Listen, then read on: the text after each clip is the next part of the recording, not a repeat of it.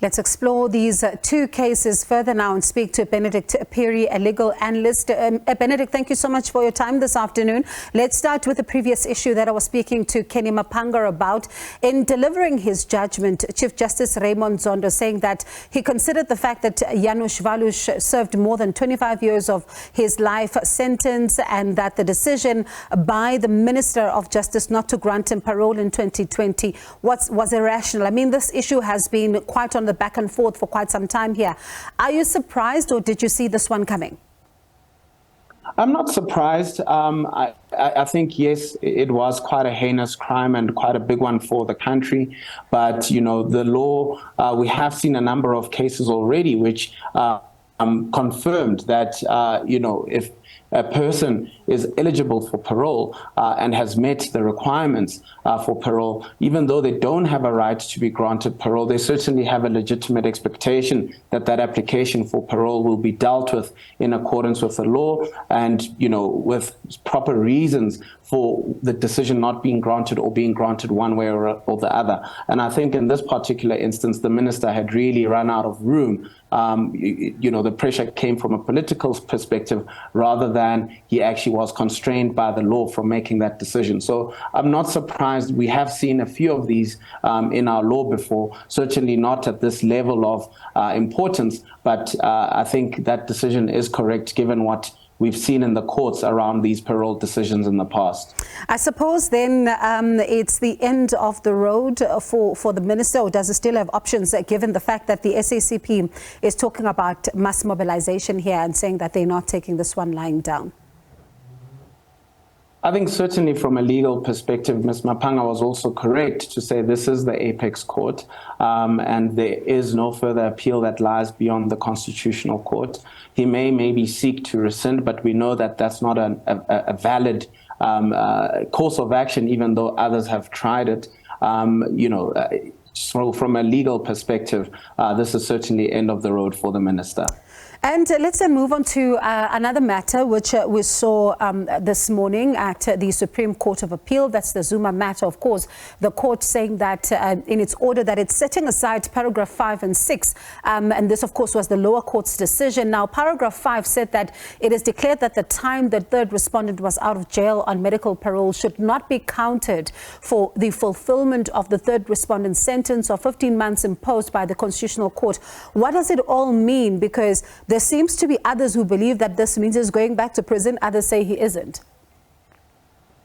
He is going back to prison. And if you look at paragraph 60 of the judgment, it is very clear that insofar as Mr. Zuma is concerned, any day that he spent outside of jail after Arthur Fraser made that unlawful decision was not legal. So the time that is counted is up to the time that Arthur Fraser made that unlawful decision.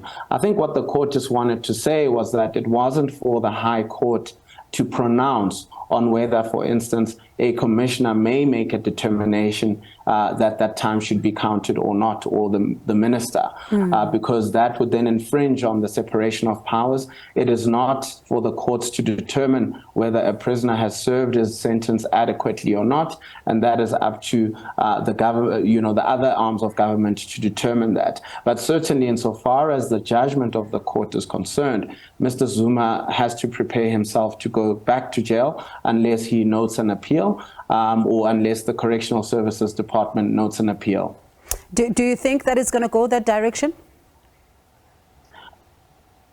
I would hope so, because, you know, I think the good thing about this judgment, it has, you know, given effect to the rule of law. What Arthur Fraser did was to effectively subvert an order of the Constitutional Court through his unlawful conduct. And, you know, the SCA judgment has effectively restored the position and restored the legality that is required. I would hope that both the Correctional Services Department and Mr. Zuma would, at least in this particular instance, seek to comply with the law. And to the extent that they may wish to challenge the decision, challenge it appropriately with the Constitutional Court. And if they don't, then actually abide by the order of the court. Especially because the Correctional Services Department in this judgment comes under serious scrutiny here from the facts that would have been considered to make this particular decision, at the same time to look at whether or not the Commissioner was empowered to overrule the parole board, and the judge doesn't seem to think that he may have here. And I suppose an appeal could put into finality matters around possibly future appeals on how they could be handled in this regard.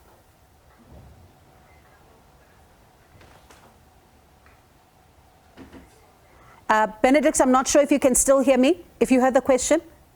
I can hear you now, Bongiwe. I did not hear the question. Oh, okay. So please repeat. No problem. I was saying that it's going to also be important for the department also, as you were saying, that, you know, if this reaches the highest court in the land, it could put some matters into finality too. And I was saying that part of it is the fact that from the facts that were considered to make this particular decision, they also are coming under scrutiny from the courts, up until to the point that the Commissioner could, in fact, possibly overrule or not overrule the parole board, and saying that should the parole board had made a negative decision, he should have stuck to that, or make a positive decision, he should have then looked at the facts. So this would also be important to put to finality for, you know, this matter for future applications.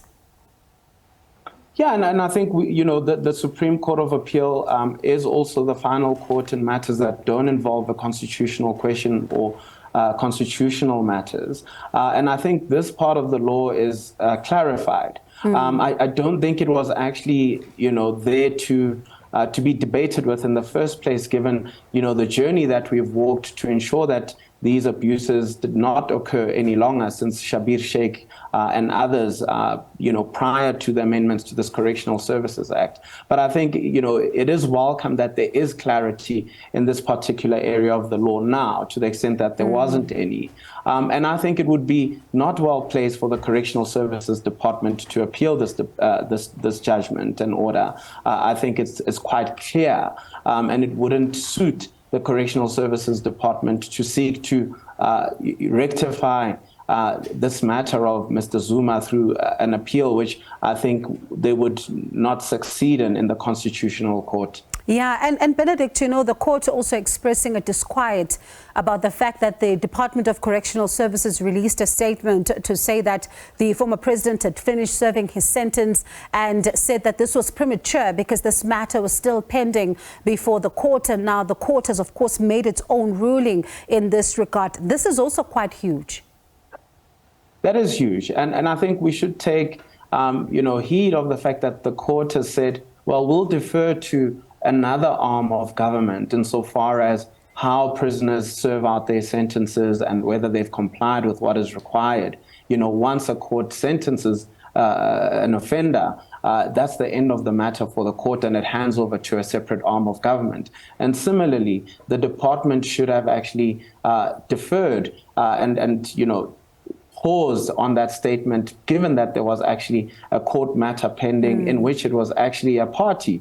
I think that really was an instance where the separation of powers was violated, and it sought to usurp the power of the court. But fortunately, the Supreme Court of Appeal really ensuring that its independence and the ability to make a decision impartially and without fear or favor was retained here.